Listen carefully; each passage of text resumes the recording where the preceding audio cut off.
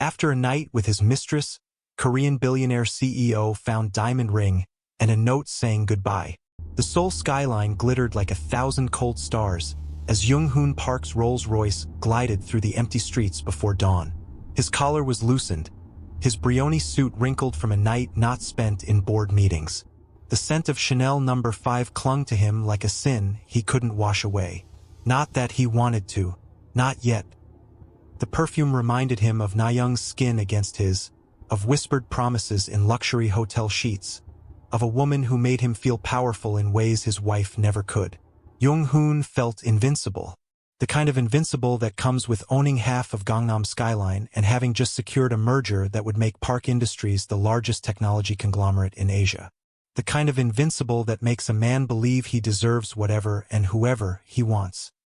The kind of invincible that blinds a man to the cracks forming beneath his carefully constructed facade. His phone had been vibrating all night. 15 missed calls. 23 messages. He didn't bother checking.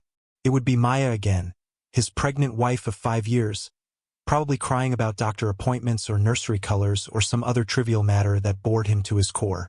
Pregnant women are so emotional, he muttered, straightening his platinum watch. He was tired of playing the attentive husband when there was nothing waiting at home but her silent disappointment and those eyes that used to shine with admiration but now only reflected a dull resignation. If this opening already has your pulse up, take a second to subscribe right now. Then drop a comment below telling me what you'd do if a secret like this shattered the life you built. Stay with me. This one cuts deep. The elevator to the penthouse felt slower than usual. Or maybe it was the dread of another confrontation. Another night of Maya's quiet tears as she pretended not to notice the lipstick on his collar. The perfume that wasn't hers. The late hours that had nothing to do with work. He rehearsed his excuses like battle plans. The negotiations ran late. You're being paranoid again. This merger is worth billions. Do you think I have time for anything else? The words felt practiced on his tongue. A script he'd performed too many times.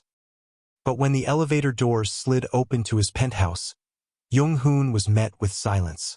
Not the tense, accusatory silence he'd grown accustomed to, but something hollow and final. Something that made his skin prickle with fear. The 7,000 square feet of luxury felt suddenly vast and empty, as if the soul of the home had been extracted, leaving only cold marble and glass. Maya? He called, loosening his tie further, irritated already. His voice echoed back to him, unfamiliar in the stillness. That's when he saw it. There, on the antique glass table that Maya had selected during their trip to Venice. The only piece she had insisted on displaying despite his preference for Korean minimalism, sat her wedding ring. Not just any diamond, but the rare pink diamond he had specially cut to match the magnolias she loved, the one that had made headlines for its extravagant price tag. Beside it lay a single folded note, written in her elegant handwriting, the strokes precise and controlled despite what must have been emotional turmoil. For a moment time stuttered. The room seemed to tilt beneath his feet. His throat constricted with something raw and unfamiliar pushing up from a place he'd spent years ignoring. A cold sweat broke across his forehead as the implications began to register. That's when he noticed the other absences. The empty spaces that screamed louder than any accusation. Maya's designer handbags were missing from their display shelf. The wooden ankh her grandmother had given her on their wedding day, gone from the glass case. The refrigerator door stood slightly ajar. Inside, the prenatal vitamins were missing. So was the sonogram picture she'd taped to their bedroom mirror, the only thing she ever did without asking his permission first. The reality slammed into Jung-hoon harder than any failed business deal. Maya hadn't left in anger or impulse. She'd left with intention, with finality, with knowledge. This wasn't a tantrum to be soothed with expensive gifts. This was exodus. His fingers trembled as he opened the letter, its edges sharp against his skin. Every breath felt shallow, insufficient. He expected rage, accusations, tears captured in ink. But what he read instead made his stomach drop, because it was quiet, calm. Too calm for a woman 5 months pregnant with his heir. It was the kind of calm that comes when someone finally breaks in silence, when the last thread of hope has been severed. I hope she was worth what you're about to lose. 7 words. No explanation needed. No dramatic farewell. Just a simple, devastating truth that cut through years of his arrogance. Before he could process the words, he noticed something else. Something he'd missed at first. Maya had left her ancestor portrait on the floor near their bedroom door. The painting more precious to her than any diamond he'd ever given her. The one connection to her family heritage she cherished above all else. The portrait of her great-grandmother, a civil rights activist from Atlanta, lay discarded like a piece of trash. He knew what this meant. A complete severing of ties, a rejection of the family she had married into. This wasn't just leaving. This was erasing. A sudden, suffocating dread swallowed Jung-hoon whole.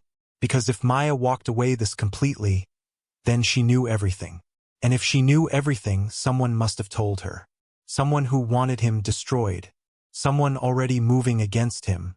He didn't know who, but he was about to find out. And when he did, nothing in his empire would survive it. The thought lodged in his chest like a shard of ice. For the first time in decades, Jung-hoon Park felt something he had forgotten existed. Pure, unadulterated fear. If you've ever witnessed how quickly a seemingly perfect life can unravel, stay with me. This story might reveal truths about power, betrayal, and redemption that we rarely see behind closed doors. Like this video if you believe everyone deserves dignity and love. The moment Jung-hoon finished reading Maya's note, the penthouse seemed to shift around him. The space that once felt like a showcase of his wealth. The Italian marble, the custom furniture, the priceless art, now felt like a museum of everything he'd used to cage her. Too perfect, too empty, too final. Each luxury item he'd purchased to mark his success now looked like what they truly were. Compensation for emotional absence, substitutes for genuine connection. He walked deeper into the living room, his footsteps bouncing off the high ceilings with a hollowness that hadn't been there before. Maya's collection of jazz records, the ones he complained disrupted his concentration, wasn't on the built-in shelves. The hand-woven throw she'd curl under during cold soul evenings was gone. Even her collection of poetry books and art catalogs, the ones she'd read aloud in her melodic voice when she thought he was listening, had vanished from the shelves. Jung-hoon's pulse hammered. Maya never left projects unfinished. She never left without telling him where she was going, unless she'd stopped feeling like she owed him anything at all. The thought was so foreign it felt impossible. Maya, the brilliant art curator who rearranged her entire existence to fit into his world, had finally decided he wasn't worth accommodating anymore.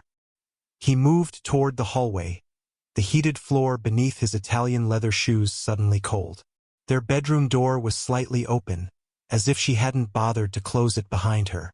Or maybe she wanted him to see the truth of what she'd taken and what she'd left behind. He pushed the door open. The room looked stripped, like someone had methodically removed every trace of warmth overnight. The closet doors hung open, revealing empty hangers where her carefully selected designer dresses once hung. The drawer where she kept her pregnancy journals was half open, every carefully written page missing. The scent of her lotion still hung in the air, a ghost of her presence that somehow made her absence more acute. But the silence was what pierced him, heavy, accusing. It made the walls feel too close, the air too thin. The same silence she'd offered him for months when he came home late, when he missed appointments, when he took business calls during their anniversary dinner. The silence he'd mistaken for acceptance was actually her slow withdrawal, piece by piece, until there was nothing left to take. Near the window, he noticed a detail that turned his stomach. Her prenatal appointment schedule, usually pinned to her vanity mirror, lay torn in half on the floor. And the sonogram image, the tiny outline of their child, their son, the heir he'd demanded, had been carefully removed from its frame. The empty frame stared back at him, an indictment of his failure. He swallowed hard. That picture was everything to Maya. She'd stare at it every night before bed, whispering promises she thought he couldn't hear. Mama loves you. Mama will protect you. Mama will give you a life filled with warmth. But he had heard. He just never cared enough to answer. He never thought to place his hand on her growing belly, to whisper his own promises, to acknowledge the life they'd created. Now the child he'd seen as merely his legacy was being carried away from him, inside a woman who no longer recognized him as worthy of fatherhood.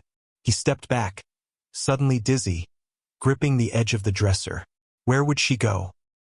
Her family in Atlanta had been wary of him from the start, viewing his pursuit of their daughter with concern. Her friends in Seoul were mostly fellow expatriates and international artists who had always kept their distance from him. She wasn't completely isolated. He had tried, but Maya's independence had proven difficult to fully contain. But someone helped her. Someone gave her the courage to walk away. Someone with resources, with connections, with a reason to want Jung-hoon vulnerable.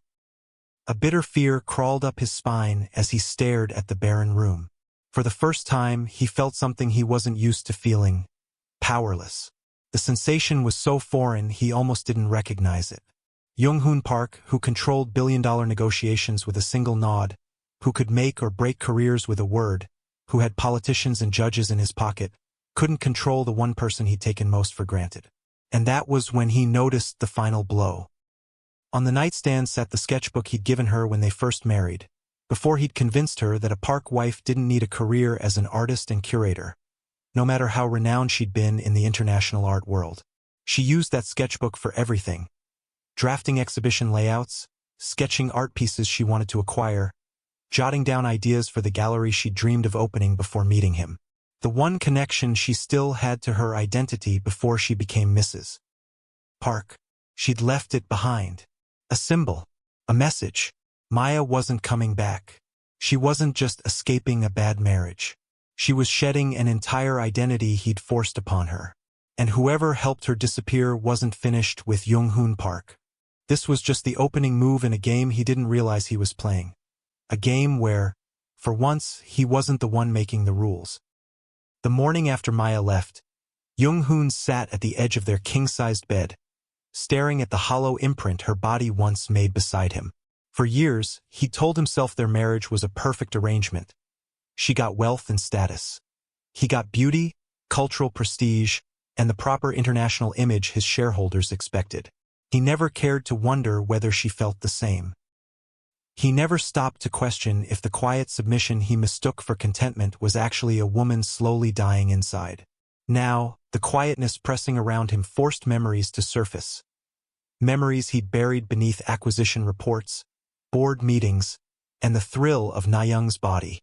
He remembered the first moment Maya hinted something was wrong. It was a cold February night, wind rattling the floor-to-ceiling windows of their penthouse. She'd been sitting at her desk, hands trembling as she tried to finish an essay for an international art journal, maintaining the one connection to her former career that he'd reluctantly allowed. When he walked in, smelling faintly of unfamiliar perfume, she didn't ask where he'd been.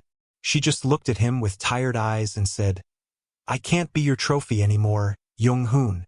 He told her she was being dramatic, that she should be grateful for the life he provided, that millions of women would trade places with her in a heartbeat, that she was lucky he had chosen her to bring international sophistication to his image. Then there was the night she showed him their baby's first strong heartbeat on an ultrasound video. She held her phone up, smiling nervously, a fragile hope in her eyes that maybe this, finally, would be something they could share. "I thought you'd want to see it," she whispered. He watched for 2 seconds before his phone buzzed with a message from Na-young, and he turned away. "Board emergency," he said. Maya nodded as if she believed him, but her eyes had dimmed. Another tiny death he hadn't bothered to notice. Now those cracks, the ones he'd ignored, spread wide and undeniable in his memory. Every moment she tried to connect, every time he pushed her away, every soft plea, every quiet surrender. He ran a hand through his hair, frustration burning under his skin. "She wouldn't just leave," he muttered to himself. "Someone got to her. Someone's manipulating her."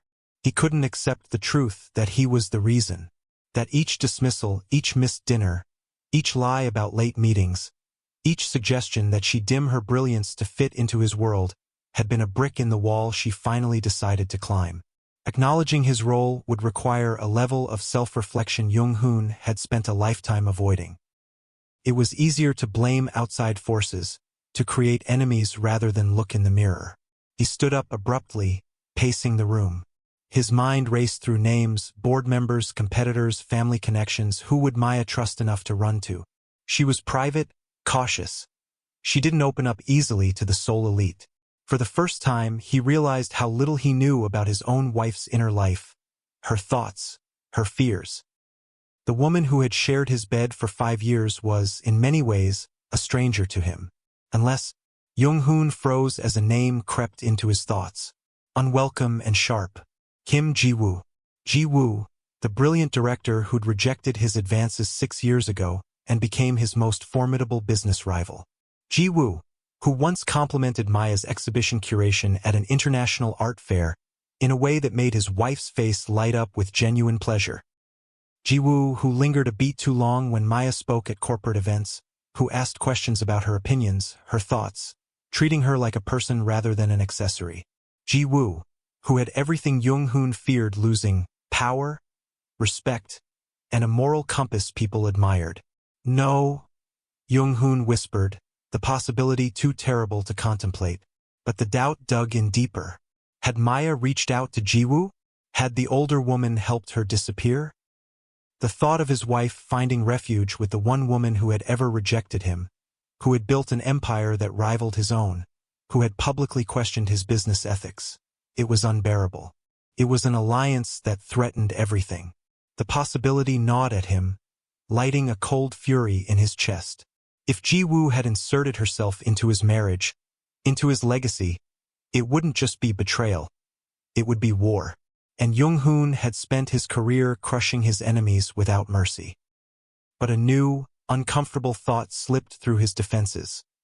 What if this time he was outmatched? What if the women he'd dismissed as inconsequential, his brilliant wife with her international art connections, his Korean business rival with her impeccable reputation, had been planning his downfall all along? Jung-hoon had no idea he was already losing. The game had started months ago, and he hadn't even known he was a player. By the time the sun fully climbed over Seoul's skyscrapers, Jung-hoon was no longer angry. He was obsessed. He tore through the penthouse like a man hunting ghosts. Every drawer, every closet, every forgotten corner. But the more he searched for clues, the more he realized how much he'd missed while Maya was still there.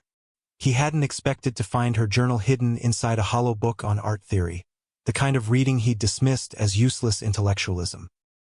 The leather cover was soft, worn, clearly touched every day. A secret record of thoughts she never shared aloud, feelings she carefully concealed behind perfect makeup and silent nods. He hesitated before opening it, but curiosity overpowered guilt, something he rarely felt anyway. The idea that Maya had thoughts he wasn't privy to, a world inside her head he couldn't access, felt like a betrayal in itself, as if her private thoughts belonged to him as much as the rest of her did. The handwriting on the first page hit him like a punch. I don't recognize my husband anymore. The man I married has disappeared beneath layers of ambition and cruelty. Sometimes I wonder if he was ever really there at all. The words were a knife between his ribs, not because they were untrue, but because they were written with such clarity, such certainty. This wasn't a fleeting emotion. This was a conclusion reached after long, careful observation. He flipped to another entry. He doesn't touch me. He doesn't look at me. I'm terrified to bring this child into a life where I feel invisible. Will my son learn that women are decorations to be arranged and ignored? Will he think love is something you purchase rather than give freely? The air went thin again, like someone had pressed a fist against his chest. He turned more pages, each one sharper than the last. I think he's lying. I think he's seeing someone. I smelled perfume on him tonight. It wasn't mine. I cried in the bathroom so he wouldn't hear. I don't even know why I'm protecting his pride when he tramples on mine daily. Entry after entry, months of quiet suffering, laid bare what he had refused to see. The gradual death of love, of respect, of hope. The systematic dismantling of a woman's spirit. his own role in it chronicled in painful detail. But one message stood out, circled 3 times. Why is Na-young calling him this late? The date was from 2 months ago. His stomach churned. She had known, or at least suspected, long before the night she left. His affair hadn't been the secret he thought it was. Maya had simply been gathering evidence, watching, waiting, planning her exit with the same methodical care she applied to everything in her life. And she wrote something even more damning a few pages later. I tried calling director Kim Ji-woo for advice. She understood immediately, without judgment. She said some cages are made of gold, but they're still cages. She said I deserve to be seen, to be heard, to be valued. No one has told me that in years. I almost didn't recognize the feeling, being treated like a person rather than a possession. Jung-hoon froze. Ji-woo again. The thought of Maya reaching out to another woman, especially his rival, sent a hot, acidic jealousy coursing through him. Not the jealousy of a loving husband, but the rage of an owner whose property has been touched. The idea that Maya had confided in Ji-woo, had shared the ugly truth of their marriage, had shown vulnerability to someone he considered an enemy. It was intolerable. He slammed the journal shut, pacing like a cornered animal, yanking at his tie until the expensive silk crumpled in his fist. Kim Ji-woo was wealthy, respected, and every inch the leader Jung-hoon pretended to be. If Ji-woo wanted to turn Maya against him, it would be effortless. And Maya was vulnerable enough for someone like Ji-woo to swoop in, comfort her, protect her. The idea twisted Jung-hoon's insides, not because he loved his wife, but because he couldn't bear the thought of losing her to Ji-woo. Losing anything to Ji-woo. He snatched his coat and stormed out of the penthouse. He needed answers now. And the first place he'd check, the only place Maya might return to, was her old office at the Seoul International Art Foundation. The place where she'd once been celebrated as one of the most innovative curators in the Asian art world, before he convinced her that being his wife was achievement enough. But as he reached the elevator, his phone buzzed. A text from an unknown number. Stop looking for her. No name, no signature, just 3 words. His breath stalled. Someone was helping Maya. And now they were threatening him. He stared at the message, rage simmering under his skin. Whoever sent it had made a mistake. They thought fear would stop him. They thought a simple warning would be enough to make Jung-hoon Park back down. They had no idea who he was. They had no idea what he was capable of when cornered. Or so he told himself, as the first trickle of real doubt crept into his consciousness. The choices we make when everything is at stake reveal who we truly are. If you're finding yourself invested in Maya's journey to reclaim her dignity, hit subscribe to join our community of viewers who appreciate stories of resilience against overwhelming odds.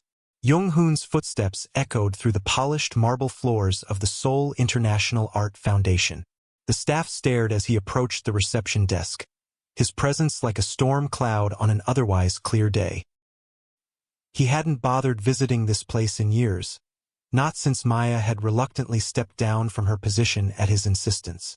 I need to see Maya Park, he demanded, not bothering with pleasantries. The receptionist's smile faltered. Mrs. Park hasn't worked here in 5 years, sir. Has she been here recently? Has she contacted anyone? His voice carried across the lobby, causing several heads to turn. I'm sorry, I wouldn't know. Then find someone who does, he snapped. A moment later, a slender woman in her 60s appeared. Jung-hoon recognized her as the foundation's director, one of the few people who had openly questioned Maya's abrupt departure years ago. Mr. Park, she said, her tone clipped. This is unexpected. Where's my wife? He demanded. The woman's eyes hardened. Maya is not here. And if she were, I doubt she'd want to see you. Jung-hoon stepped closer, lowering his voice to a threatening whisper. You don't understand. She's pregnant with my son. She's not thinking clearly. On the contrary, the director replied. I believe Maya is thinking clearly for the first time in years. His jaw clenched. You've spoken to her. It wasn't a question, but the director answered anyway. She called yesterday to discuss reclaiming her career. Beyond that, I have nothing to tell you. I own half the art in this building, Jung-hoon hissed. I could destroy this foundation with one phone call. The woman didn't flinch. And yet, it would not bring your wife back. Interesting, isn't it? All that power, and the one thing you want most has slipped through your fingers. He wanted to scream, to threaten, to remind this woman who he was. But the truth of her words paralyzed him. Instead, he turned sharply and stormed toward the exit, nearly colliding with a young intern carrying a stack of catalogs. As the papers scattered across the floor, Jung-hoon caught sight of one, an announcement for an upcoming exhibition with Kim Ji-woo's corporation listed as the primary sponsor. And there, at the bottom of the page, a name that made his blood freeze. Maya Johnson Park, guest curator. This wasn't just coincidence. This was coordinated. Maya wasn't just leaving him. She was reclaiming the career he'd forced her to abandon, with the help of the one person he considered his greatest enemy. His phone buzzed again as he stepped outside. Another message from the unknown number. The Financial Supervisory Service has your offshore account numbers. His blood ran cold. This was no longer about his marriage. This was about his empire, his freedom, his very survival.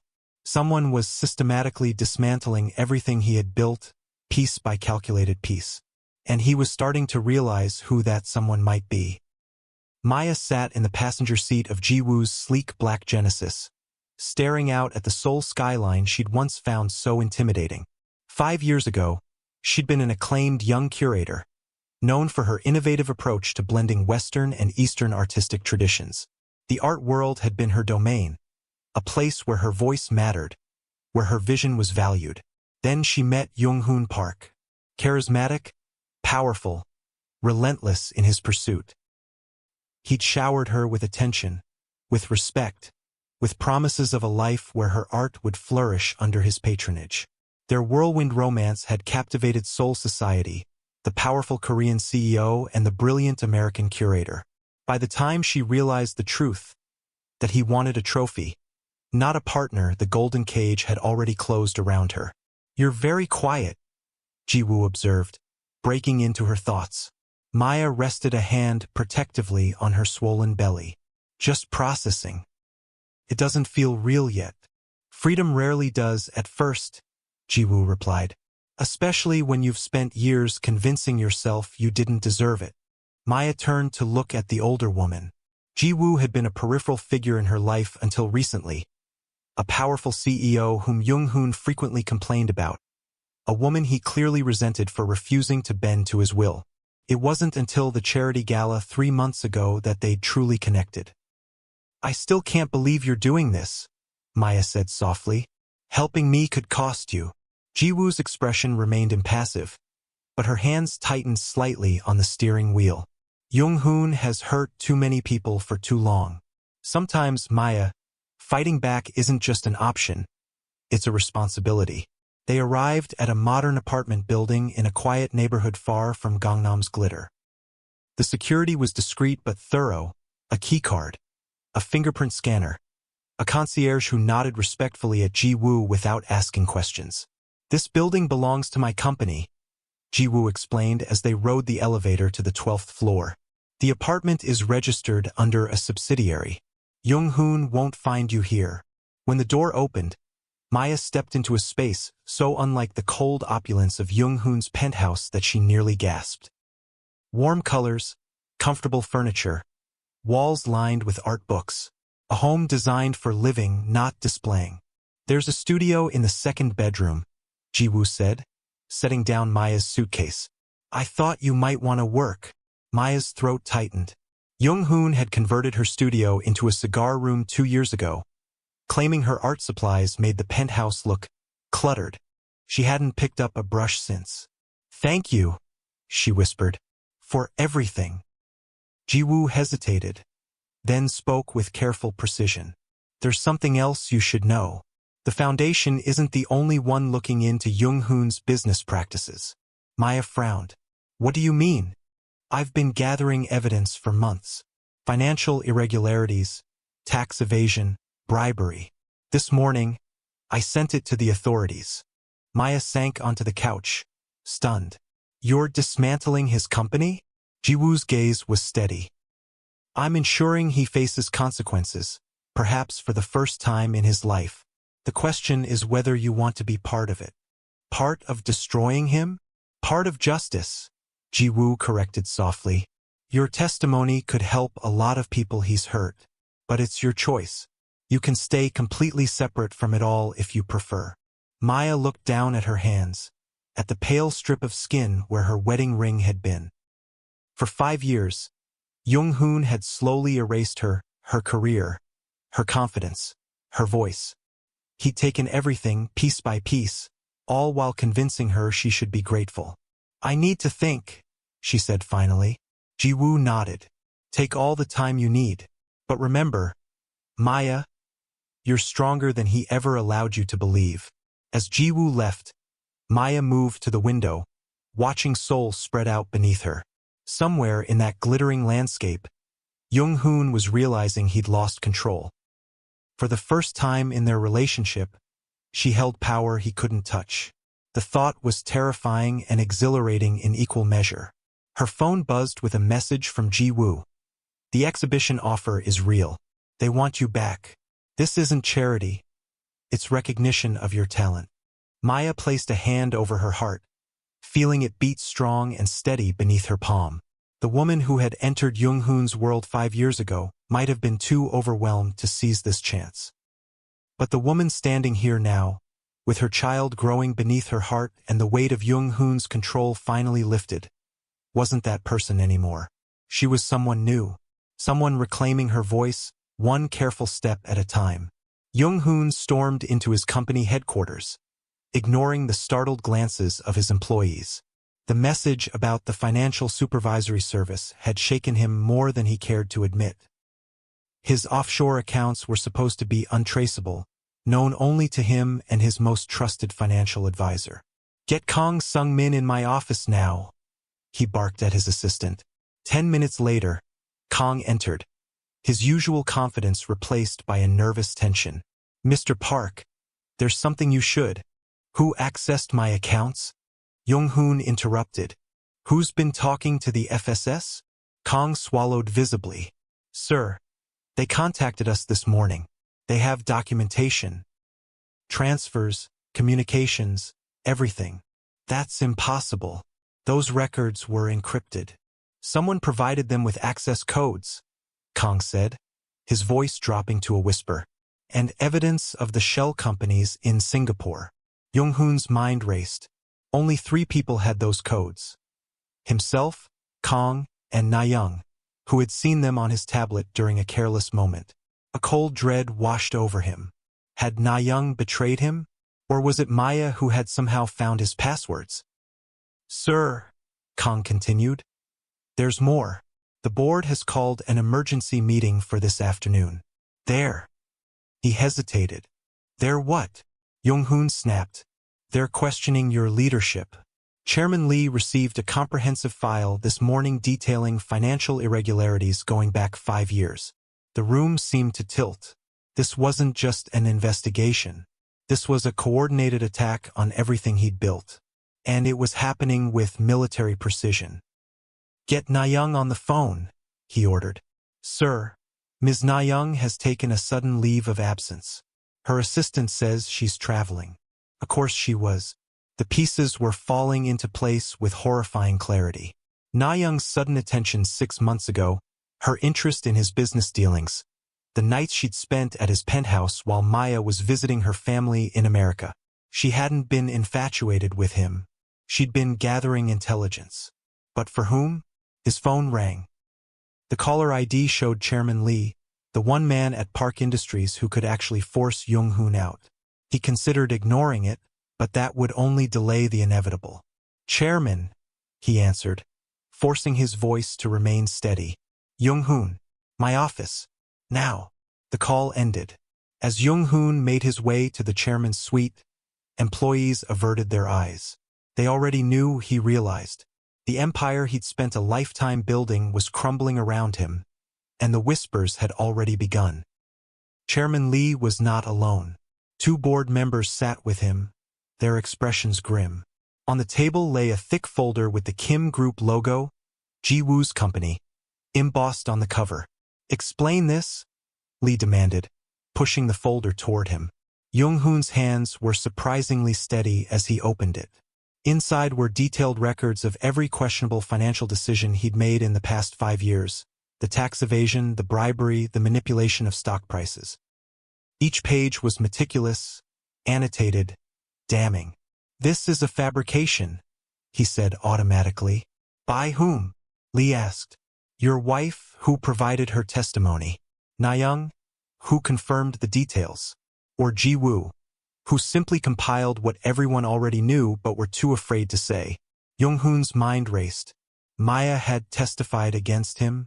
Quiet, accommodating Maya, who barely raised her voice even when he'd been at his worst. "Maya doesn't understand business," he said dismissively. "She's pregnant, emotional, confused. She understands betrayal," Lee interrupted. "And she's provided the FSS with evidence from your home office.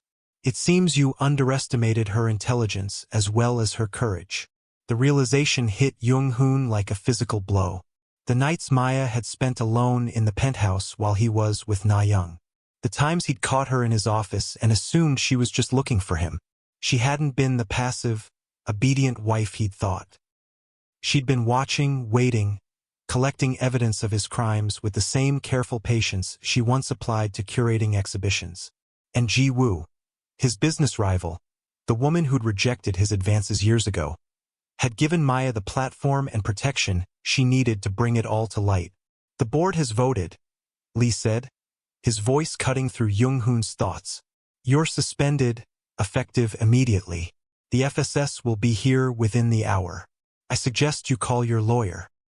Jung-hoon wanted to rage, to threaten, to remind them who had built this company from nothing. But the evidence before him was irrefutable. The power he'd wielded so carelessly had turned against him. And for the first time in his life, Jung-hoon Park had no move left to make. Except one. He had to find Maya. Maya tried to sleep that night in the quiet apartment Ji-woo had provided, but her body wouldn't cooperate. Every time she closed her eyes, she saw Jung-hoon's face. Not angry, but wounded, betrayed. As if she were the one who had destroyed their marriage rather than him. She knew what was happening across the city. Ji-woo had kept her updated throughout the day. Jung-hoon's suspension, the FSS investigation, the media beginning to circle as rumors spread about Park Industries' impending downfall. She hadn't wanted this. Not exactly. When she'd first begun collecting evidence from Jung-hoon's office, it had been self-preservation. Insurance in case he ever tried to take their child from her.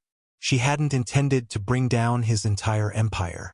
But when Ji-woo had shown her how Jung-hoon's business practices had hurt countless people, the small companies he'd crushed, the families left destitute, the women in his employ who suffered harassment without recourse, Maya realized that staying silent would make her complicit.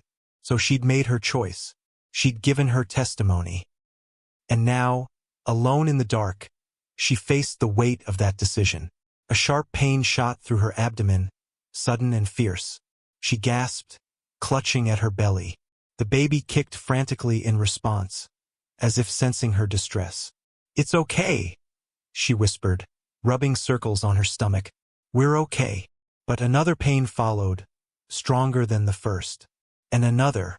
Maya reached for her phone, hands shaking as she dialed Ji-woo's number. "Something's wrong," she managed when Ji-woo answered. "The baby." "I'm on my way," Ji-woo said immediately. "Don't move." Maya tried to breathe through the pain, counting seconds between contractions the way her doctor had taught her. But it was too soon. She was only 28 weeks along. The baby wasn't ready. By the time Ji-woo arrived, Maya was doubled over, sweat beading on her forehead. The older woman took one look at her and called an ambulance, her voice calm but urgent. "Stay with me," Ji-woo said, supporting Maya's weight as they waited. "Focus on my voice." "It's too early," Maya gasped. "He can't come yet." Ji-woo's arm tightened around her. "You're both going to be fine. I promise you." The ambulance ride passed in a blur of pain and fear. At the hospital, doctors rushed Maya into an examination room, their expressions serious as they monitored the baby's heart rate and Maya's contractions. "Preterm labor," she heard one doctor say. "We need to stop it if we can." Ji-woo stayed by her side, a steady presence in the chaos. She held Maya's hand through each contraction, wiped her brow, advocated fiercely when a nurse suggested calling Maya's husband. "I'm her family now," Ji-woo said with quiet authority. "Her husband is not to be contacted." Hours passed in a haze of medication and monitoring. The contractions finally began to subside, the baby's heart rate stabilizing. Maya drifted in and out of consciousness, exhausted beyond measure. She woke to sunlight streaming through hospital blinds and Ji-woo asleep in the chair beside her bed, still in yesterday's clothes. The sight brought tears to Maya's eyes. This woman, essentially a stranger 6 months ago, had shown her more care than Jung-hoon had in years of marriage. "Ji-woo," she whispered. The older woman woke instantly, alert despite her obvious fatigue. "How are you feeling?" "Better." "The baby?" "Stable," Ji-woo said, relief evident in her voice. "The doctor says you need complete bed rest for the next few weeks, but if we're careful, you should be able to carry to term." Maya nodded, overwhelmed with gratitude. "Thank you for staying." Ji-woo's expression softened in a way Maya had never seen before. "Where else would I be?" Before Maya could respond, a commotion erupted in the hallway. Raised voices, the sound of running feet. Ji-woo tensed, rising from her chair just as the door burst open.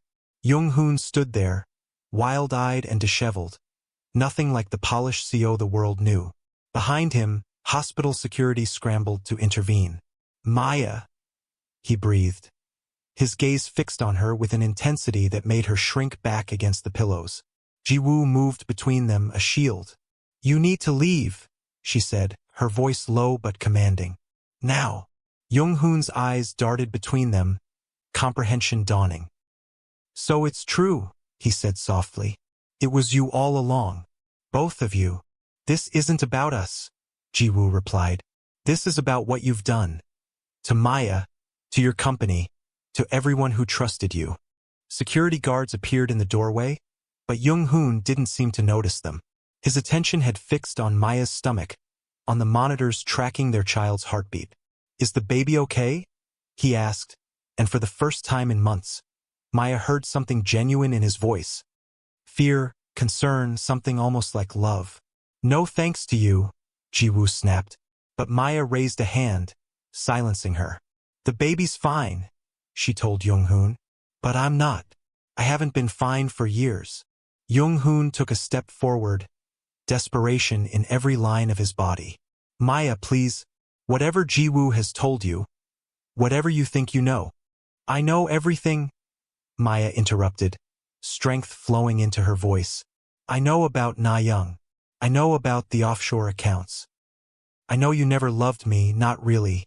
I was just another acquisition, another symbol of your success." Jung-hoon flinched as if she'd struck him. "That's not true." "It is," she insisted. "And the worst part is, I let it happen. I let you convince me I was nothing without you, that my work, my voice, my very self was secondary to being Mrs. Park." She took a deep breath, steadying herself. "But not anymore. I'm reclaiming my life, Jung-hoon. And our son will grow up knowing his mother is not a possession, not a trophy, but a woman of value and purpose." Jung-hoon's face crumpled, the mask of power and control falling away completely. For a moment, Maya glimpsed the man he might have been, vulnerable, human, capable of genuine feeling. But it was too late. Too many lines had been crossed, too many wounds inflicted. "Security will escort you out," Ji-woo said firmly. "If you try to contact Maya again, there will be legal consequences." Jung-hoon didn't resist as the guards took his arms. But at the doorway, he paused, looking back at Maya with eyes that held a lifetime of regret. "I never meant to break you," he said softly. Maya met his gaze steadily. "You didn't break me," she replied. "You just made me stronger." As the door closed behind him, Maya felt something release in her chest. A knot of fear and resentment she'd carried for so long she'd forgotten it was there. She turned to Jiwoo, whose expression held a mixture of concern and something deeper, something Maya wasn't ready to name. "What happens now?" Maya asked quietly. Jiwoo's smile was gentle but determined. "Now we rebuild. Both of us. Together." And for the first time in years, Maya believed in possibilities again. This story reminds us that sometimes what looks like an ending is actually the first page of a better story. If Maya's journey from shadow to strength resonated with you, please share this video with someone who might need to hear that their worth isn't determined by who leaves them, but by who they become afterward. Subscribe for more stories that illuminate the hidden strength within life's deepest wounds.